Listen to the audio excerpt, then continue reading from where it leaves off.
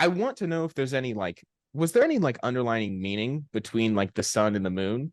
Because that just, it feels like there should be, right? Yeah, definitely. Great question. So all the characters we're portraying are based on actual Aztec and Azteca mythology. So us the two of the bigger ones are the moon and the sun god, which is Coyol and Huitzilopochtli. And so they wanted to concentrate the specific story on the sun and moon because they're obviously very big players, not only in the story, but in Azteca mythology in itself. The whole story behind it is that Coyol and Huitzilopochtli are actually brothers and sisters in the mythology of it, and their mother got like pregnant like by in like immaculate conception.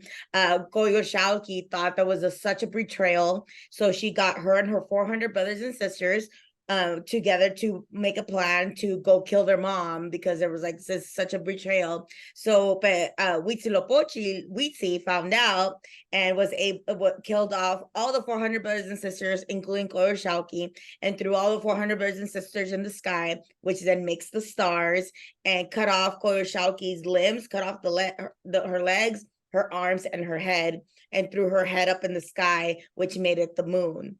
And since Huitzi is like the bigger God being presented, he's the sun, so he's like the center of the universe, and like big star, which is the sun.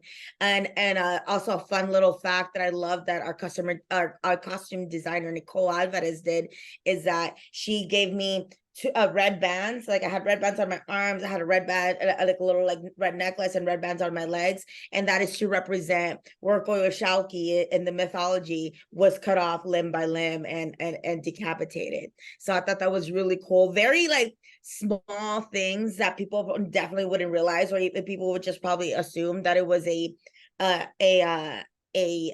accessory, a costume accessory, while it is, but also like plays a big part in telling that mythology of the Azteca culture, and where they think the sun and the moon and the stars come from. Because obviously, like back then in the day, like there was no like science or like way to Oh like no. why is there a big orange ball in the sky? So they had to come up with all these ways on telling on what was happening. So that's why it was focused on the moon and the sun specifically.